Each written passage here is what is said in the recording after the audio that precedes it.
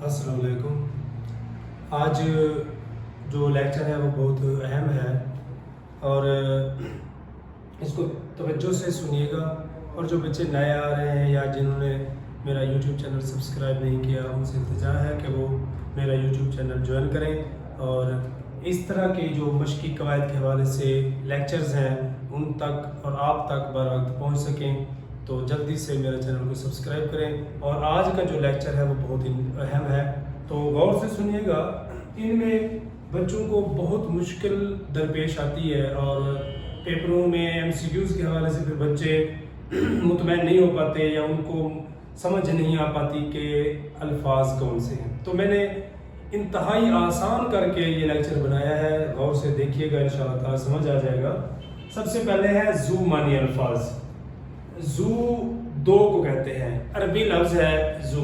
जैसे ज़ुल्करनैन हज़रत उस्मान रज़ी अल्लाह ताला अन्हु के लिए फरमाया गया है कि दो नूर वाला, मतलब हुज़ूर अकरम सल्लल्लाहु अलैहि वसल्लम की दो बेटियों से आपने शादी फरमाई थी, तो ज़ू कहते हैं दो।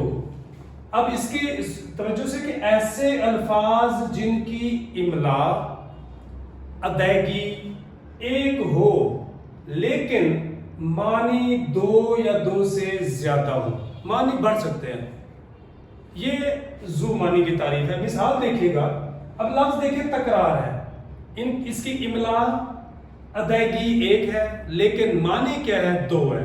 दो तकरार, एक होता है बार बार और एक होता है झगड़ा, कि आप मेरे साथ तकरार मत कीजिए, ये हो गया झगड़े के लिए। और इस तहरीर में लफ्जों की तकरार पाई जाती है, मतलब लफ्जों का बार बार पाया जाता है। उसके बाद दूसरी मिसाल है कलम। कलम एक जो लिखने के लिए हम इस्तेमाल करते हैं और दूसरा पौधे की पेवंद के लिए जो एक टहनी या एक शाख काटी जाती है उसी को कलम कहते हैं। ये तो हो गया हमारा ज़ू मानी अल्फाज। उसके बाद आगे है मुतरादिफ अल्फाज।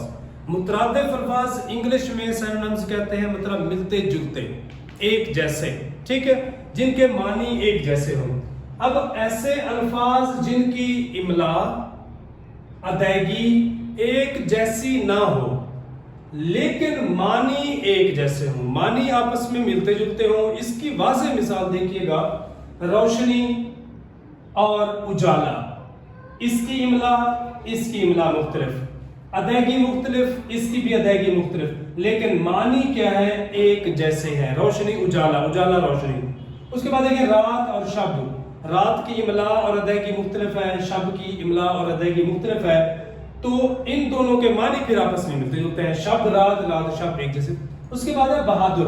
बहादुर जो है इसका मुतरादिफ अल्फाज बनेगा दिलेर। इसकी देखिए इमला मानी मुख्तलिफ, इसकी इमला अदायगी मुख्तलिफ, इसकी भी इमला और अदायगी मुख्तलिफ। उसके बाद है मुतजाद अल्फाज। अरबी लफ्ज है जो जिद से है, जिद कहते हैं उलट को, बरअक्स को।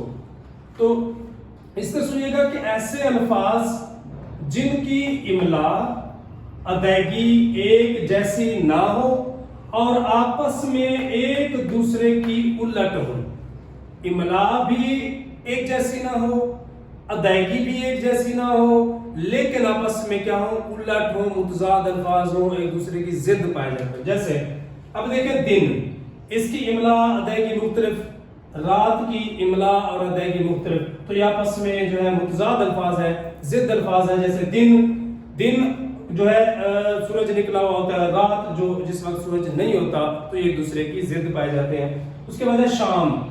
शाम जो है ये भी अदायगी में इमला में मुख्तलिफ है। सवेर जो है लफ्ज, ये भी इमला और अदायगी में मुख्तलिफ है, लेकिन इनकी जो है आपस में जिद है, एक दूसरे के उलट है, शाम सवेर, ठीक है। उसके बाद है दिलेर। इसकी इमला मुख्तलिफ, अदायगी भी मुख्तलिफ, लेकिन मानी में आपस में क्या है, तजाद है, मानी में जिद पाई जाती है। जैसे दिलेर का कहते हैं डरपोक। उसके बाद टॉपिक है मुतशाबिह अल्फाज। अरबी लफ्ज है मुतशिबह से है, मिलते जुलते अल्फाज। तो इसकी तारीफ है कि ऐसे अल्फाज जिनकी इमला मानी मुख्तलिफ हों लेकिन अदायगी एक जैसी हो, पढ़ने में एक जैसे हो। जैसे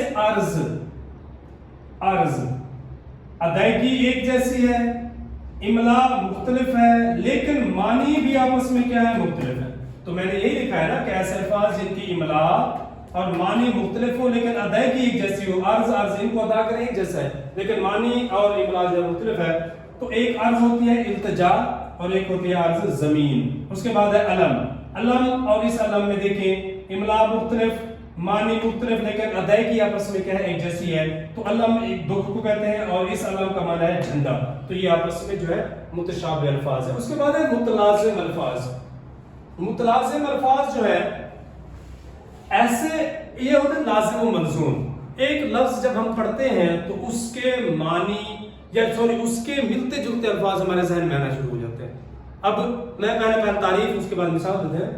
ایسے الفاظ جن کو پڑھ کر اس کے مطابقت کے الفاظ, اس سے ملتے جلتے الفاظ, اس سے تعلق رکھنے والے الفاظ جو لازم و ملزوم ہوں کہ ایک لفظ کو پڑھا جائے اور اس کے جو ہے دوسرے الفاظ لفظ آ جائے ہمارے ذہن میں, تو وہ کہلاتے ہوتے ہیں متلازم الفاظ. جیسے اب دیکھیں ہم لفظ پڑھتے ہیں سکول.